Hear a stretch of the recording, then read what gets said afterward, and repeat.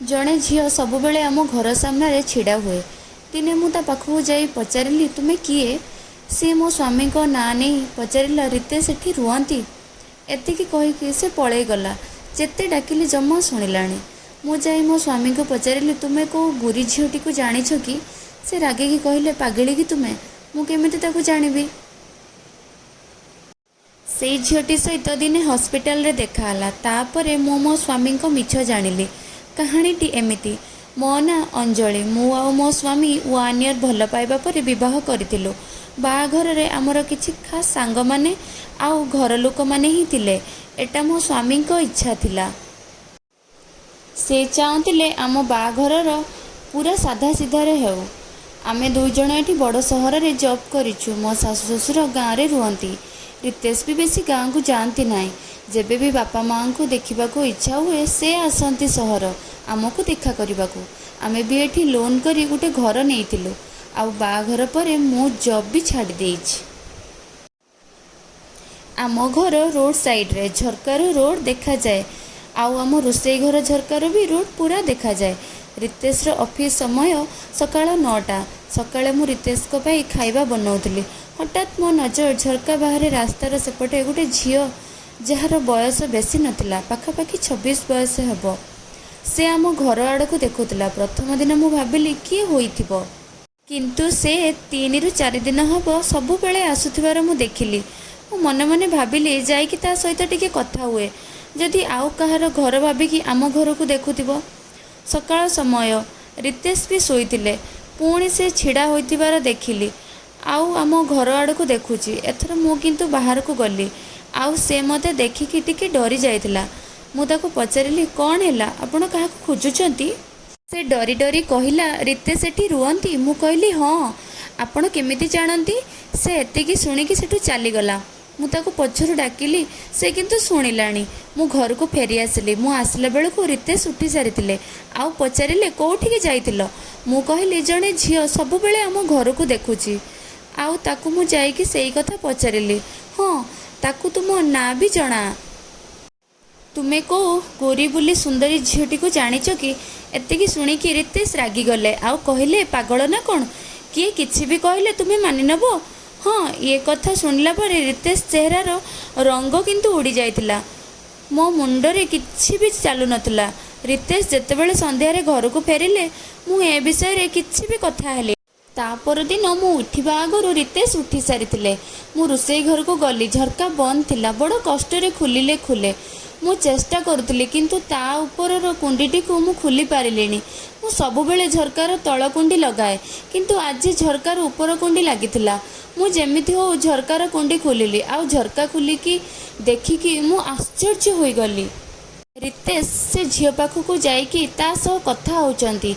आउ ता ऊपर रागिकी चिल्लाउचंती। से झीलटी कांदुची। आउ रितेश तांको आंगुली देखि सेठु जिबा पई कहउचंती। एसबू देखिकी मु झरका बंद करदेली। रितेश को न लागू मु ये सबू देखिछि बोली। रितेश पुणी घर को आसीगले। मु एमिति देखैली मु जेमिति किछि देखिनी। रितेश को पचारिबा को चाहुथिली किंतु मते जଣା थिला से मते मिछ ही कहिबे। सेई दिनठू मु झियो को केबे भी देखिबा को पाउनी।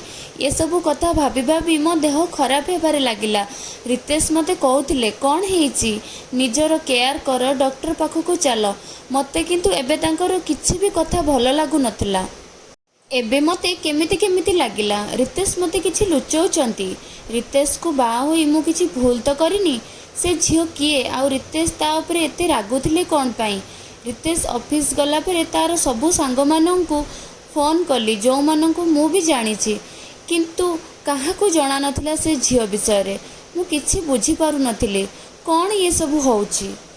दिने मो देह एते खराब होई गला कि मते पाखरे थिबा हॉस्पिटल को आसीबा को पड़िला। डॉक्टर को देखई मेडिसिन नहीं हॉस्पिटल पार्क रे जाई बसिथिली। हॉस्पिटल रे मते से झियो पुणी देखाला। ताकू देखिकी मो रोग जेमिति कुआडे पळई गला। मु ता पाखकू गली। आउ ता हाथ को धरी पकेइली। ताकू कहली तुमको नहीं मो मनरे बहुत प्रश्न। से दिन रितेश कौन कथा हेउथिले तुम सहित? कौन संपर्क मो स्वामी सहित? तापरे से जहाँ कहला शुणिकी मते लागिला मो स्वामी कौन एमिति ସେ କେମିତି ମୋତେ ଏତେ ବଡ଼ କଥା ଲୁଚେଇଛନ୍ତି। ସନ୍ଧ୍ୟାରେ ରିତେଶ ଘରକୁ ଫେରି ସେ ଝିଅକୁ ଦେଖି ଆଶ୍ଚର୍ଯ୍ୟ ହୋଇଗଲେ। ମୁଁ ବି ତା ପାଖରେ ବସିଥିଲି। ରିତେଶ ତାକୁ ଦେଖି କହିଲେ, ଆଚ୍ଛା, ତାହେଲେ ତୁ ସବୁ କଥା ତାକୁ କହିଦେଇଛୁ? କହିଥିଲି ନା ତତେ ମୋ ଫ୍ୟାମିଲିଠୁ ଦୂରରେ ରହିବାକୁ। ମୁଁ କହିଲି, ରିତେଶ, ତୁମ ମୁହଁକୁ ଟିକେ ବି ଲାଜ ନାହିଁ? ନିଜ ଭଉଣୀକୁ ବି ସାହାଯ୍ୟ କରୁନ? ସେ ଝିଅ ସନ୍ଧ୍ୟା ଥିଲା ରିତେଶର ଭଉଣୀ। ସେ ନିଜ ପସନ୍ଦର ପୁଅ ସହିତ ବାହା ହୋଇଯାଇଥିଲା। ସେଥିପାଇଁ ରିତେଶ ତା ପରିବାର ତା ସହିତ ସବୁ ସମ୍ପର୍କ କାଟି ଦେଇଥିଲେ। ରିତେଶ କହିଲେ, ମୋର କେହି ଭଉଣୀ ନାହାନ୍ତି। ମୁଁ କହିଲି, ତାଙ୍କ ସ୍ୱାମୀ ହସ୍ପିଟାଲରେ ଅଛନ୍ତି। ତାଙ୍କୁ ଟଙ୍କା ନିହାତି ଦରକାର। ଭଉଣୀ ନୁହଁ ତ ମଣିଷ ପଣିଆରେ ସାହାଯ୍ୟ କରିଦିଅ। ଆଉ ତୁମେ ବି ତୁମ ପସନ୍ଦର ଝିଅକୁ ବାହା ହୋଇଛ। ଯେଉଁ ନିୟମ ତାଙ୍କ ପାଇଁ ତୁମ ପାଇଁ ନୁହଁ କ'ଣ ପାଇଁ? ମୁଁ ଯଦି ଜାଣିଥାନ୍ତି ତୁମ ଚିନ୍ତାଧାରା ଏତେ ଖରାପ ବୋଲି ମୁଁ ତୁମକୁ କେବେ ବି ବାହା ହୋଇନଥାନ୍ତି। ଯାହାକୁ ଭଉଣୀର ଲୁହ ଦେଖାଯାଉନି ତା ଛାତିରେ ହୃଦୟ ନଥିବ।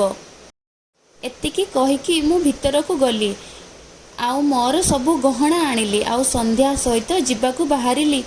ଆମକୁ ଯିବାର ଦେଖି ରିତେଶ ଜୋରରେ କାନ୍ଦିବାକୁ ଲାଗିଲେ। ସନ୍ଧ୍ୟା ବି ତାଙ୍କୁ ଦେଖିକି କାନ୍ଦିବାକୁ ଲାଗିଲେ।